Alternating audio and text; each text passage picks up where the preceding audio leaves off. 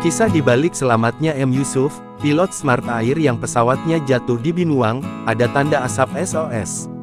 Terungkap kisah di balik selamatnya pilot M. Yusuf setelah pesawatnya Smart Air jatuh di Krayan Tengah, Kabupaten Nunukan, Kalimantan Utara.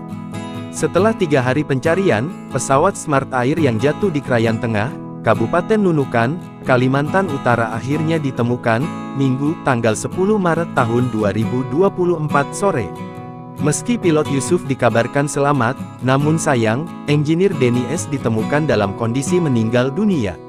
Kedua korban kecelakaan pesawat perintis Smart Aviation tersebut dievakuasi tim penolong dari titik jatuh di Kecamatan Krayan Tengah, Kabupaten Nunukan, Kalimantan Utara, Minggu sore. Kondisi kru Smart Air yang selamat sebelumnya sudah diprediksi oleh Danlanut Anang Busra Tarakan, Kolonel Pen Bambang Sudewo. Dia menyebut ada tanda asap yang ditemukan oleh kru pesawat penolong. Kolonel Pen Bambang Sudewo menduga asap tersebut dibuat oleh kru Smart Air korban kecelakaan. Harapan kami itu asap yang diberikan tanda dari kru pesawat. Secara logika, 1 kali 24 jam di wilayah itu, tidak pernah ditemui asap.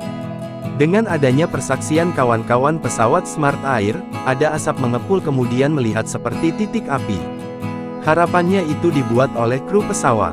Mohon doanya, bebernya. Dan ternyata dugaan Kolonel Pen Bambang Sudewo itu benar adanya. Menurut Dandim 0910 Malinau, Letkol In Alisun, saat lokasi kecelakaan ditemukan, korban sempat membuat tanda meminta pertolongan SOS dengan membuat kepulan asap di lokasi kecelakaan.